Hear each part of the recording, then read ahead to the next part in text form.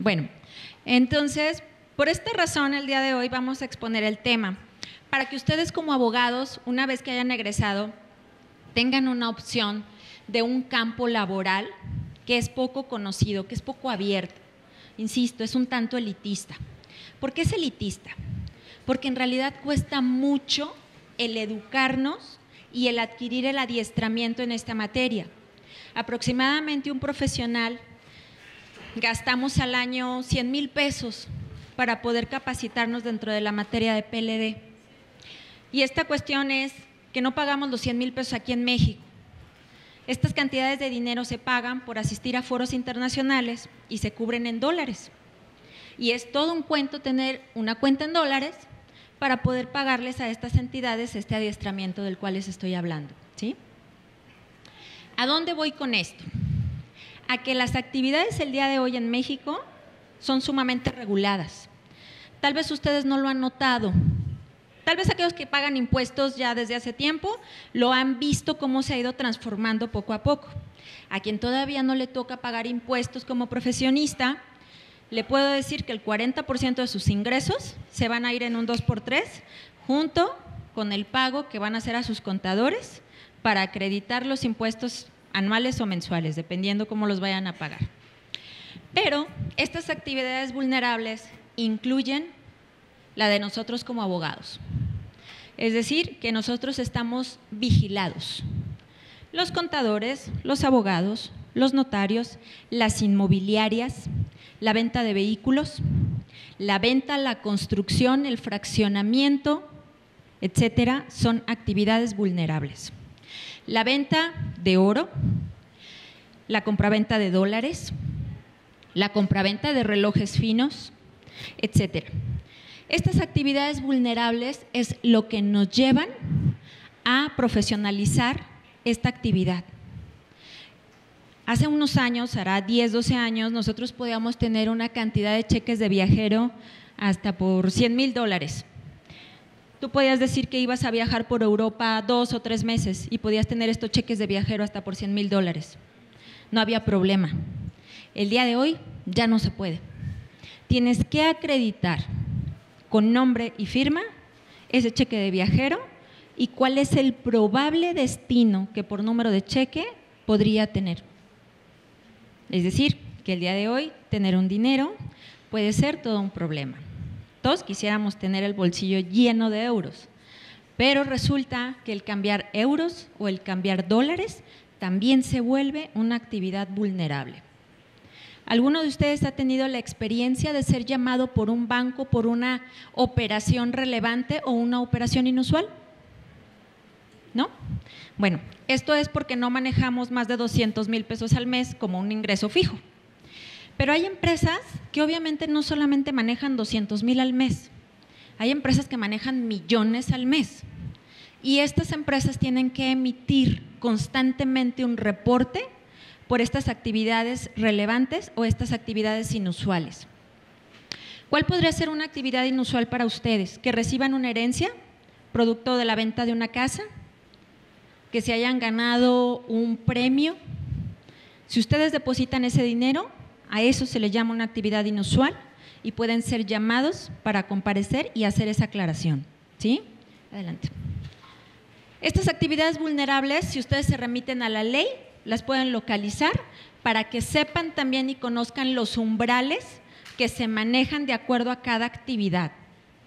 Obviamente no es lo mismo lo que tiene que reportar el notario que lo que tendría que reportar el dueño de una inmobiliaria o de una constructora. Por lo tanto, esos umbrales los pueden revisar en la ley. Como les mencionaba, ya los servicios profesionales están determinados y cada umbral es directamente proporcional a esta actividad profesional. ¿Cuáles son las entidades financieras no bancarias? Bueno, les cuento, tuvimos un problemita porque la pantalla al hacer zoom se cortaba y no la pudimos ampliar más.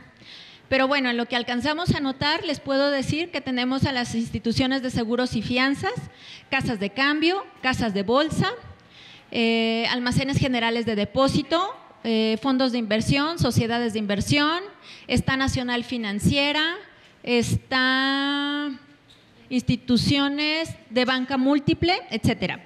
¿La que sigue? En este podemos encontrar a las uniones de crédito, las sociedades liquidadoras, las sociedades financieras de objeto limitado. Unas son reguladas, las otras no. En el sector 6.7 y el sector 6.8. ¿Por qué es importante este dato? Ustedes han escuchado un anuncio que dice Credit Happy, y luego otro que dice, ¿qué? Yo confío. Y luego otro que dice Don Dinero. Y otro Mister Ayudón, ¿sí? Bueno, al parecer o al escuchar estos nombres comerciales, pensamos que se refieren a lo mismo, pero no.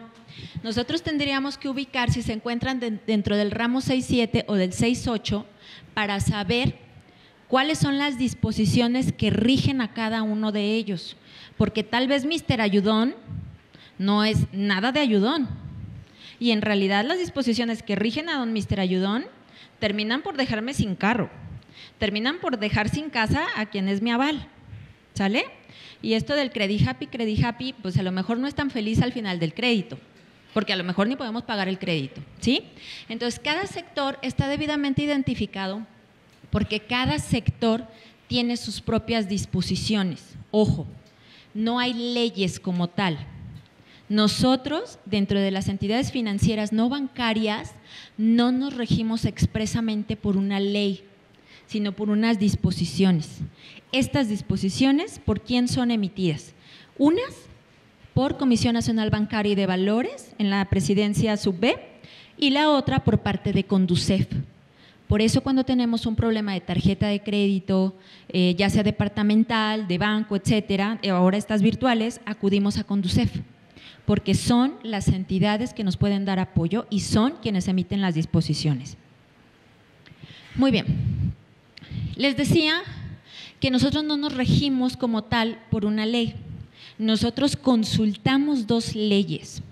Nosotros consultamos el Código Penal Federal y consultamos la llamada LEPRIOPI, que no es otra sino la Ley Federal de Prevención de Operaciones con Recursos de Procedencia Ilícita, ¿sí? ¿Cómo se regulan las operaciones con producto o con dinero de procedencia ilícita? Bueno, en esta se establece que a partir de la Evaluación Nacional de Riesgo se deben de hacer este tipo de observaciones dentro de estas empresas. Verificar las obligaciones contempladas en la LEPRIOPI, que dice verificar los umbrales de identificación y si los hay y se excedieron, dar el aviso correspondiente ante la autoridad o al órgano que le corresponda supervisar. Número 2, la restricción de uso de efectivo y metales, es decir, que hay entidades que no pueden recibir efectivo, no pueden manejar pagos en efectivo y menos aún hacer uso de metales. Es decir, que si yo adquiero un crédito con una SOFOM regulada, yo no puedo llegar y pagar en ese sitio mi crédito. Imposible. Si mi mensualidad a cubrir es de 1,000 pesos, no la puedo pagar. Si es de 10,000 pesos, yo no la puedo pagar en efectivo. Forzosamente tiene que haber una cuenta en la que se disponga desde un principio de mi contrato que yo voy a ir a un banco y a través de esa cuenta realizo el pago correspondiente. ¿Lo sabían? ¿Saben cuántos clientes van a tener por fraude? Un montón. Porque hay gente a la que llegan y le cobran a la casa y la gente paga. Luego le llegan esos papelotes que dicen en 24 horas le voy a hacer una diligencia mercantil y le voy a sacar hasta lo que no tiene. Y la gente se asusta y paga, ¿sí? Pero si nosotros como abogados sabemos que la empresa para la que ellos hicieron ese contrato de crédito no puede recibir efectivo, inmediatamente denuncia, ¿sí? El siguiente, las entidades colegiadas. Bueno, las entidades colegiadas, como les mencionaba, puede ser Conducef, puede ser CNB y pueden ser los propios consejos administrativos de cada entidad. Es decir, que para que estas empresas puedan operar hay una estructura orgánica que está definida, en donde los socios o los dueños, los copartícipes, tienen obligaciones que cumplir en materia de PLD. Debe de haber una persona encargada de manejar la lista de PEPs. ¿Qué son los PEPs? Las personas políticamente expuestas, es decir, todos aquellos que hayan desempeñado una actividad relevante dentro del gobierno, sus esposas, concubinas, hijos, cuñados, etcétera, deben estar debidamente identificados. ¿Por qué? Porque los órganos superiores suelen hacer visitas de verificación. Y si no está cumplido de acuerdo a nuestro organigrama y estructura cada una de nuestras actividades, puede haber multa y sanciones para quienes hayan dejado de hacer esa actividad que les correspondía. Siguiente, las visitas de verificación. Estas visitas de verificación, en realidad, el ente que las realiza es Comisión Nacional Bancaria y de Valores. Comisión Nacional Bancaria y de Valores tiene 3 formas de realizar estas visitas: ordinaria, extraordinaria y sin aviso. Es decir, en la ordinaria yo te aviso que te voy a ir a revisar, ponte al día. Tienes oportunidad porque voy a ir dentro de 8 días. Perfecto, corremos y arreglamos todo. En las extraordinarias nos dicen mañana o pasado mañana te caigo. ¿Por qué? Porque ya tuvimos una queja. Hay algo de por medio que le obliga a la autoridad a revisarnos y tiene que estar identificado de manera pronta y expedita. Y número 3, en donde nos caen de sorpresa.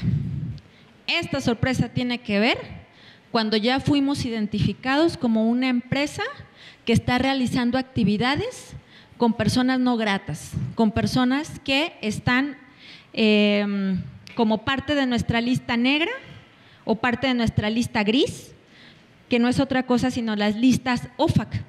OFAC es una entidad internacional que nos dice quiénes son las personas con las que no podemos tener ningún nexo financiero. ¿Cuáles son estas actividades que la ley prohíbe o que identifica como aquellas que de inmediato podían proceder para un cierre, para una multa, para una sanción? Bueno, en realidad son 2. La primera de ellas comprende el delito tipificado en el artículo 400 bis, que corresponde al lavado de dinero. Ustedes en la hojita que se les entregó tienen por ahí el 400 bis. Por favor, remítanse al párrafo número 2. Le voy a pedir a la compañera que me colabore con el párrafo 2.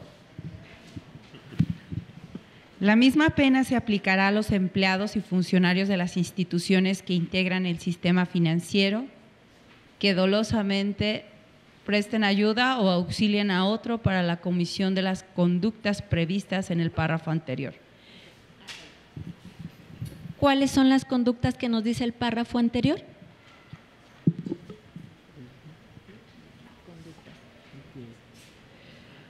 Adquiera, enajene, administre, custodie, cambie, deposite, dé en garantía, invierta, transporte o transfiera dentro del territorio nacional de este hacia el extranjero o a la inversa. Entonces, si damos cuenta, es quien haga un chorro de actividades, de aquí para afuera y de afuera para adentro. ¿En cuáles de ellas podemos incurrir? En casi todas, si es que desconocemos la materia de PLD y permitimos que dentro de nuestra institución se lleven a cabo estas actividades. ¿Cómo puedo identificar que alguien vino y me otorgó en garantía un bien inmueble, producto o compra con dinero producto de procedencia ilícita? Obviamente yo tengo que realizar una política de conocimiento del cliente que me permita establecer que cualquier bien que me hayan dado en garantía esté limpio o que su procedencia sea clara, esté sana, sea específica, ¿sí?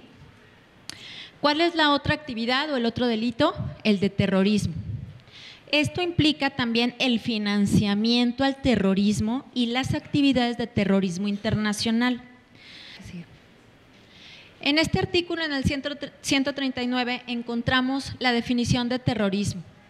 Este dice que se impondrá pena de 15 a 40 años y 400 a 1.200 días multa, sin perjuicio a las personas que correspondan por otros delitos que puedan resultar. a quien utilizando sustancias tóxicas, armas químicas, biológicas, etcétera, puedan obligar o presionar a una autoridad, a un particular, a cometer un acto. Y que este acto obviamente tenga una repercusión colectiva. ¿De qué trata el delito de financiamiento de terrorismo? Obviamente de el proporcionar dinero a estos grupos terroristas. ¿En qué consiste el terrorismo internacional? Pues el terrorismo internacional consiste en que estos bienes, dinero, acciones, actividades o personas puedan tener como lugar cualquier otro país y allí mismo se afecte a la colectividad a través de nuestros medios o de nuestras acciones o de nuestro dinero.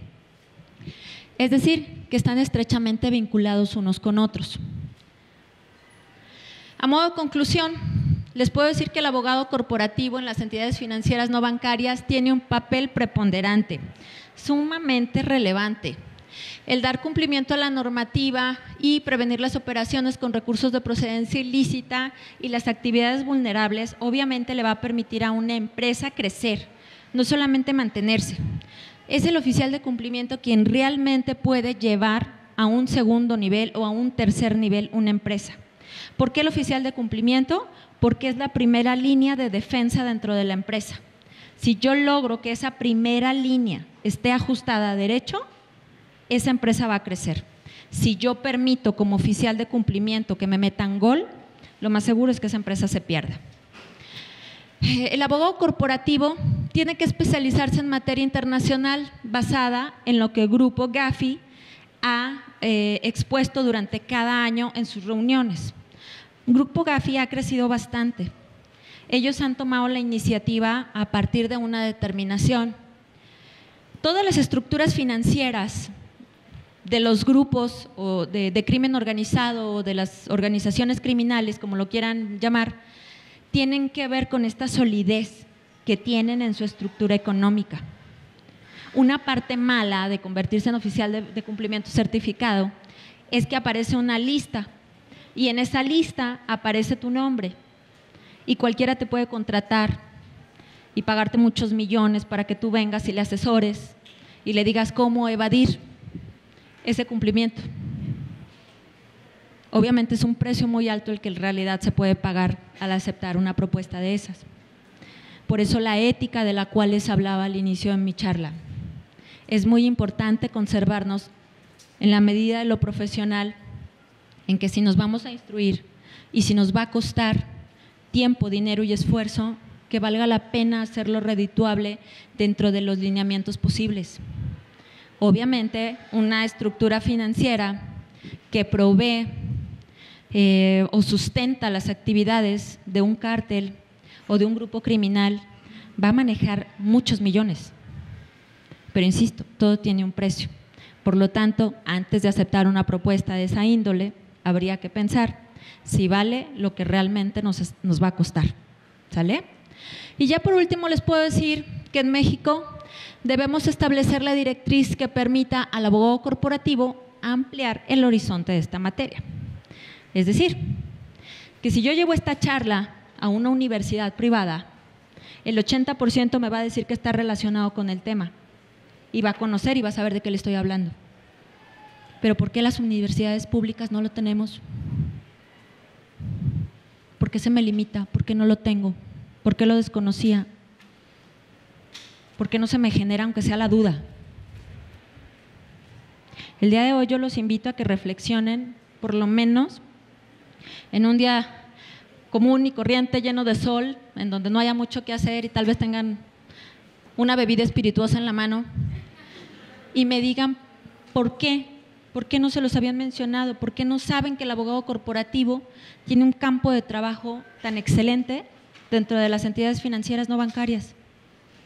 ¿Qué falta? ¿Qué no tenemos nosotros en una universidad pública que no me permite llegar? ¿O por qué nunca hemos llegado? ¿Por qué una universidad privada sí lo tiene y yo no? ¿Qué será? Se los dejo de tarea. Muchas gracias por haber venido el día de hoy.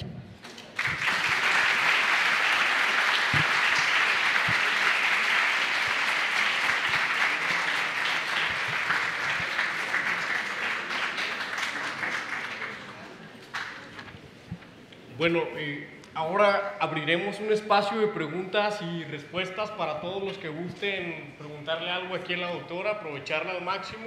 Creo que, pues, ella misma lo dijo, es un tema bastante amplio como para abordarlo solamente en una hora. Más adelante yo creo que estaremos haciendo, se me ocurre, un seminario para agotar esta temática y poderlo agotar, ¿no? Bueno, pues le cedemos la palabra al que quiera participar, que por allá tiene una pregunta, a ver. Muy amables, gracias a todos. Tiene razón el compañero, pero es que en 40 minutos en realidad era muy limitado. A mí me gusta iniciar con un video que lo pueden encontrar en YouTube. Se titula Los papeles de Panamá. Este video dura 10 minutos máximo, pero en corto les va a explicar de qué se trata la materia de PLD, por qué la prevención del lavado de dinero y financiamiento al terrorismo. Y con este documental o con este breve video de los papeles de Panamá les puede quedar claro cómo se incurre en estas actividades que de alguna manera están involucradas o con recursos de procedencia ilícita o con evasión fiscal o con financiamiento al terrorismo. Así que si pueden, por favor, lo pueden consultar hoy en la noche y más o menos podría ser una introducción para ustedes al tema, ¿sí? Doy inicio con lo que me preguntaba el compañero acerca de la evasión, de lo que es la cuestión fiscal. Exactamente, compañero. México es un estado que ha pasado por tener banca privada y banca pública. Ninguna de las dos funcionó. Es decir, cuando el Estado dijo, ¿sabes qué, bancos? Yo me quedo con todo, me apropio y yo lo manejo. No funcionó. Volvimos de nuevo, se reparten concesiones, se abren bancos privados y sigue sin funcionar. El día de hoy tenemos banca pública y banca privada. La banca pública es quien ofrece de alguna manera servicios a determinados entes u órganos de gobierno federal. Está Banjército, está Banpaís, está el Banco de Comercio Exterior, por ejemplo, y esto tiene un enfoque directo a ciertos clientes, es decir, Banjército a quienes pertenecen a las Fuerzas Armadas, el Banco de Comercio Exterior a aquellas personas que quieren comercializar o comercializan ya diferentes productos al exterior. Y estos apoyos que reciben por parte de la banca pública tienen un interés muy bajo y tienen pocas condiciones y no tienen letra chiquita, ya sabes lo que vas a ir a firmar. ¿Qué pasa con la banca privada? Pues que la banca privada prácticamente el día de hoy aquí en México se nos convirtió en una mafia y se autorregulan y se automanejan y ellos dicen si quieren poner comisiones o no, qué tipo de interés puede fluctuar, cómo van a establecer un CAT, etcétera. La banca en México se ha convertido en una organización prácticamente que depende de bancos internacionales, es decir, aquí hay filiales. Hasta el día de hoy nosotros tenemos a Banorte, que es de capital mexicano, pero creo que es el único que tiene capital mexicano al día de hoy. Tenemos HSBC, que viene de Londres, y tenemos BBVA y Santander, que vienen de España. Es decir, que es muy difícil mantener el control. Si fueran de inversiones 100% mexicanas, tal vez otra condición podríamos tener, pero sí es complicado. ¿De dónde se desprende la evasión fiscal? Pues tal vez de este manejo de cuentas internacionales, donde las grandes empresas que tienen obviamente el inicio aquí en México van llevando a cada país el establecimiento de una nueva empresa y eso les permite el manejo de grandes capitales en el exterior. Es decir, que no sabemos si el capital va y viene o solo va, no sabemos si retorna y si bajo este esquema de retorno pudiera haber pago de impuestos. Aquí en México hay 10 empresas que no pagan impuestos y casi todos sabemos cuáles son. Y si no, busquen en el financiero el reporte de cuáles son las empresas que no han pagado durante los últimos 10 años los impuestos que corresponden. Cuando vayan al Oxxo y les pregunten, ¿quieren donar tus 50 centavos? Digan que no, no le hace que no se los devuelvan, pero digan que no, porque eso es pagar los impuestos de otras empresas, de grandes empresas que sí pueden pagar sus impuestos.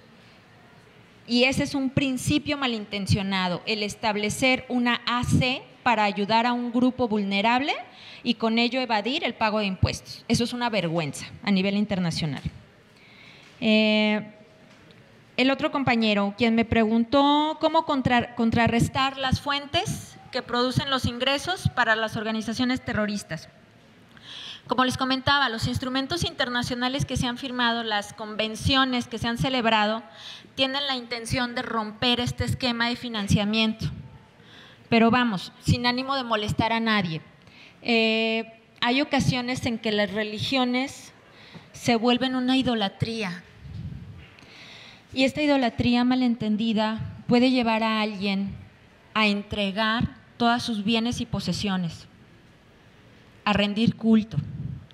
Y ese rompimiento dentro del imaginario social es muy difícil, es muy complicado.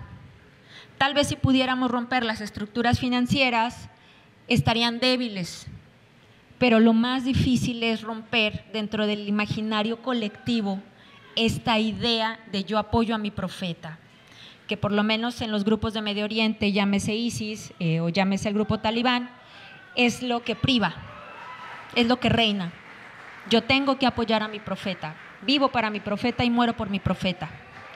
Es decir, que por ejemplo el Tesoro, el Departamento de Tesoro en Estados Unidos, lo que hace al incautar o congelar bienes es parte de romper un esquema financiero que ya no le permita a un grupo u organización criminal cometer actos ilícitos. ¿Qué sucedió? Bueno, pues que tal vez lo que pasó en las Torres Gemelas fue algo que se planifica y estructuralmente hablando en cuestión de dinero, se lleva a cabo con medios en el extranjero, pero termina por culminarse dentro del territorio americano. Es decir, que es muy difícil de verdad romper con las estructuras de los grupos terroristas tal como los conocemos el día de hoy. Y más cuando se dispone ya no solamente de bombas o de armas, sino también de agentes químicos. La siguiente, me preguntaban respecto de la administración pública, las posibles multas que nos emite el SAT y cómo opera el principio de presunción de inocencia, ¿verdad? Bueno, el principio de presunción de inocencia opera en todos los pleitos que podamos tener, ya sean civiles, penales, administrativos, etcétera. ¿Cómo se manejaría la cuestión? En probarlo. Tú me congelas a mí una cuenta porque dices que yo opero con recursos de procedencia ilícita y me congelas. Listo, yo presento un amparo ante la autoridad federal para que tú demuestres primero que yo cometo operaciones con recursos de procedencia ilícita y por lo tanto cometo un delito y entonces sí, me congelas la cuenta. Si no puede hacerlo la autoridad federal, entonces se liberará la cuenta y obviamente opera el principio de presunción de inocencia. ¿Cuándo de verdad puede ser requerida una persona que comete el delito de lavado de dinero? Cuando la autoridad le puede probar que vende, enajena, hipoteca, transmite, oculta bienes, producto o utilizados para realizar actividades que tengan que ver con el crimen. Esto es lavado de dinero, incluso el ocultamiento. Como la compañera me ayudó a leer en el segundo párrafo, las penas se incrementan si es que estos delitos son cometidos por alguien que está dentro del servicio público. ¿Para qué? Para que haya mayor severidad y no tengan la ocurrencia de hacer este tipo de manejos con recursos procedentes o destinados a instituciones de orden público. ¿Sí? Ok. Y la siguiente, me decía el compañero que por lo regular las empresas optan por contratar personal externo, abogados externos. Eso es un gravísimo error. Número uno, porque puede ser muy buen abogado corporativo el que yo estoy consultando, pero el abogado experto que yo tengo que tener dentro de mi empresa es un conocedor de materia de prevención de lavado de dinero y de las instituciones financieras no bancarias. Ese es un gravísimo error que cuesta muy caro. ¿Alguna pregunta más?